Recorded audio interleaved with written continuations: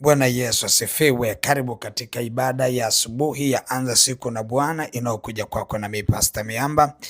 Ikiwa ni siku nyingine tena, tunaenda kuliitia jina la Bwana katika mfungo wetu wa leo.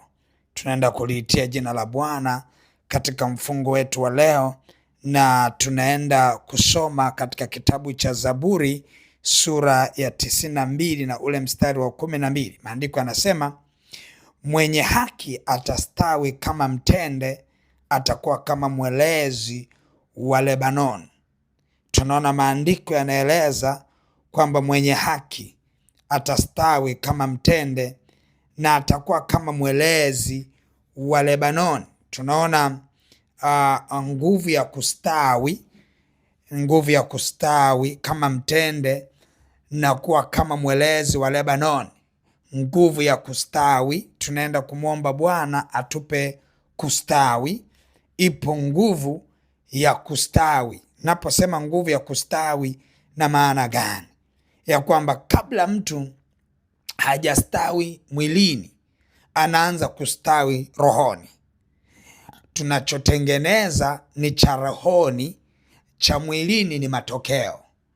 Kwa hiyo ukiona mtu amefanikiwa, Biblia inaeleza kwa habari ya mpenzi Gayo, na ufanikiwe na kuwa na afya yako kama roho yako ifanikiwavyo. Maana yake nini?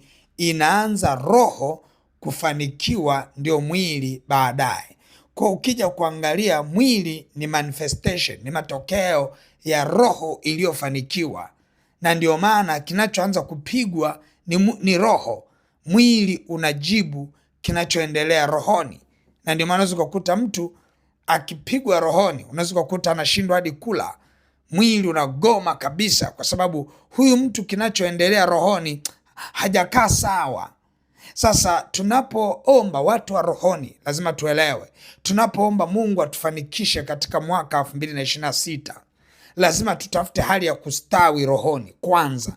Tustawi rohoni kwanza. Halafu ukiomba ile nguvu ya kustawi, maana yake nini? Tunapofunga na kuomba leo, mafuta ya kustawi yanamiminwa. Roho ya Bwana inakuwa juu yetu, ikiachilia mafuta ya kustawi. Sasa tunapostawishwa kwa mafuta ya Roho Mtakatifu, ndipo hayo mafuta yanaenda kudhihirika mahali tulipo. Mafuta ya Roho Mtakatifu ndio yanaenda kudhihirika kwenye biashara, kwenye uchumi, kwenye ndoa, yani mahali patakapostawi. Na ndio maana unaweza kukuta kuna hili jambo linatokea. Unakuta mtu yuko vizuri kwenye kona fulani, labda uchumi hana shida, lakini mahusiano pana shida. Sasa mtu anaanza kuuliza, hivi inakuwaje Mungu ananifanikisha kwenye uchumi, lakini kwenye mahusiano mbona pana shida? Changamoto inakuwa ni moja tu, ya kwamba mafuta yanayomiminika kwenye uchumi wako sio mafuta yanayomiminika kwenye ndoa yako. Kwa hiyo nini unatakiwa ukifanye? Umwombe Bwana akupe kustawi katika ndoa. Akisha kupa kustawi katika ndoa, ndio unaanza kuona reformation. Unakuta kuona ndoa inaanza kutengenezwa, mume ama mke anaanza kutengenezwa, mazingira yanakuwa mazuri, kuna vitu vinaanza kuonekana. Ni kwa sababu kuna kustawi katika ulimwengu wa roho. Unajua lugha za rohoni ni dhahiri sana. Yani tunapoongelea kustawi, Biblia inaeleza kwa mfano wa mtende na mwelezi wa Lebanon. Maana yake nini? Kipindi hicho mwandishi alivyokuwa akiandika, kufananisha anachokiona katika ulimwengu wa roho kwa habari ya kustawi, alikuwa akiwaonyesha watu mtende, alikuwa akiwaonyesha watu mwelezi wa Lebanon, kwa sababu ndio kitu ambacho ongeza kuona ni kwa namna gani mtu anastawi. Ukisoma katika kitabu cha Zaburi ile sura ya 1, utaona maandiko yanaeleza namna mtu anapostawi. Anasema hivi, heri mtu yule asiyekwenda katika shauri la wasio haki, wala hakusimama katika njia ya wakosaji, wala hakuketi barazani pa wenye mizaha, bali sheria ya Bwana ndiyo impendezayo, na sheria yake huitafakari mchana na usiku. Naye atakuwa kama mti uliopandwa kando kando ya vijito vya maji, uzao matunda yake kwa majira yake, wala jani lake halinyauki,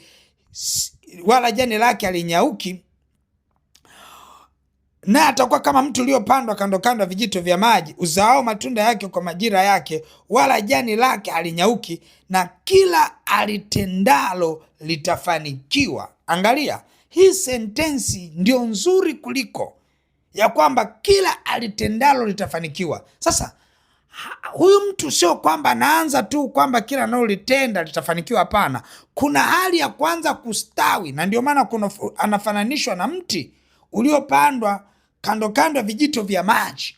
Ule mti ni lugha ya picha ambayo mtu yoyote ambaye amepita na kuona mti ulio kando kando ya vijito vya maji anaongelea namna unavyostawi ule mti, na ndivyo ambavyo atastawi huyu mtu.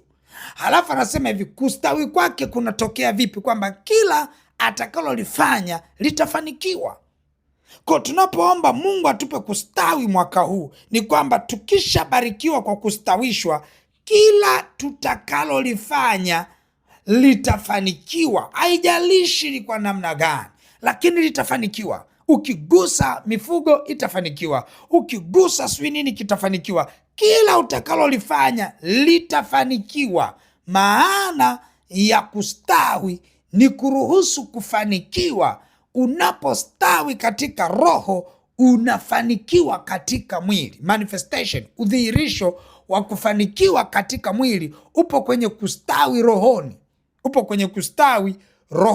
Kwa hiyo tunapoenda kumwomba Mungu kwamba atupe kustawi, unaweza mtu mwingine anaweza akasema sasa kustawi akaacha tu akasema kwani kustawi, akaona kama ni lugha ya rohoni hivi. Kumbe inazungumziwa mambo ambayo hata unayahitaji. Unahitaji kubarikiwa na kwenye familia yako, unahitaji kubarikiwa kwenye kila kona, kazini kwako, unahitaji promotion, upandishwe cheo, unahitaji ununue nyumba, unahitaji upate kiwanja, unahitaji upate gari, unahitaji vyote hivyo. Mungu hawezi akaviachilia mahali ambapo mafuta ya kustawi hayamiminiki.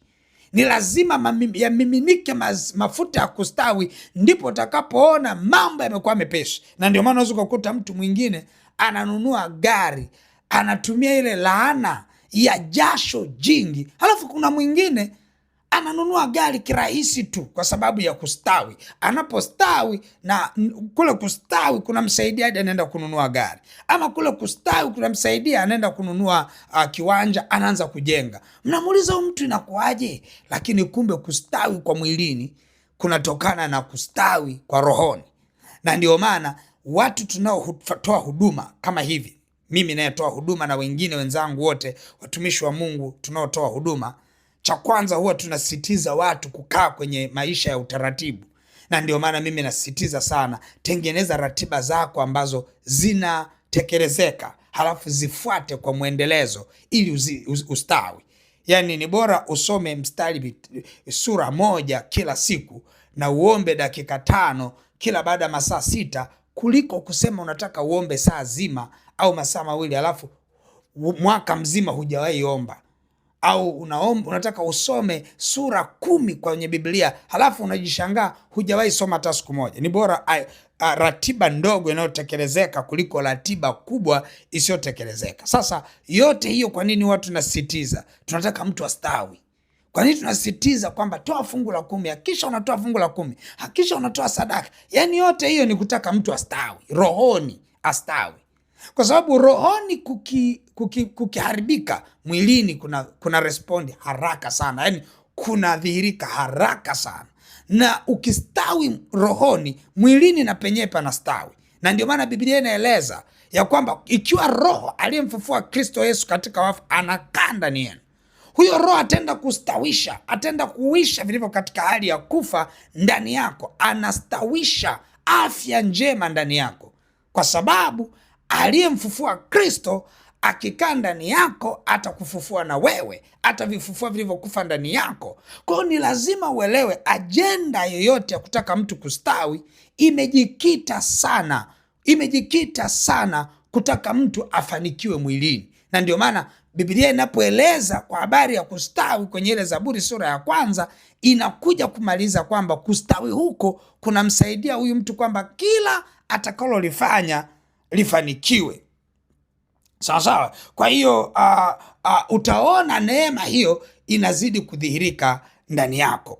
Utaona uwepo wa Mungu unazidi kudhihirika ndani yako. Kwa hiyo nataka twende mbele za Bwana tuombe kustawi mwaka huu, mafuta ya kustawi yamiminike kwako. Nataka twende mbele za Bwana. Baba mtakatifu, katika jina la Yesu Kristo wa Nazareth, Mungu aliye hai, ninaomba rehema na neema, ninaomba mkono wako wenye nguvu, ninaomba kibali chako. Roho Mtakatifu, ninaomba mafuta ya kustawi yamiminike ndani ya kila anayenisikia. Baba, ninaomba ukatupe kustawi sana. Achilia mafuta ya kustawi kwenye kila jambo. Bwana, tupe neema ya kustawi, tupe kustawi rohoni, tupe kufanikiwa rohoni. Roho Mtakatifu, tukastawi sana. Enda pamoja nasi katika kustawi, katika jina la Yesu. Utupe neema ya kustawi, utupe nguvu katika kuyatimiza yote yanayotufanya tustawi, kwa jina la Yesu Kristo wa Nazareth. Baba, ninaomba katika mfungo huu watoto wako wakastawi sana. Ninaomba katika mfungo huu utusaidie kustawi, utusaidie Bwana kuwa na ratiba na mtiririko na kufuatilia yote yanayotupasa kustawi. Tupe neema ya kustawi mwaka huu, Bwana, ili kwamba lolote tutakalolifanya likafanikiwe katika jina la Yesu Kristo wa Nazareth. Baba, asante kwa mafuta yako, asante kwa nguvu zako. Miminisha mafuta yako ya kustawi, mafuta yako ya kustawi. Roho Bwana yamiminike ndani yetu.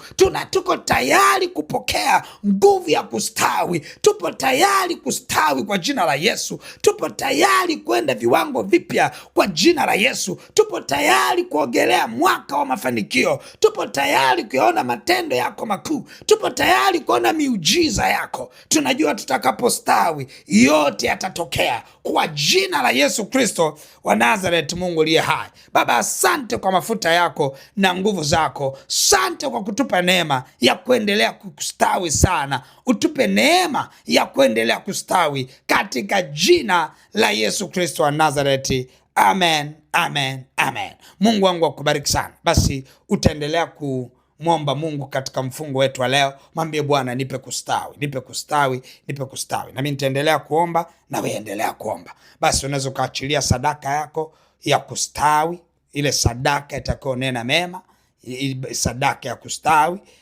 Utaiachilia kwenye ile lipa namba M-Pesa ambayo ni 577876 au namba za mawasiliano 0713842123 au 0744982517. Mungu wangu akubariki na uwe na wakati mwema. Amen.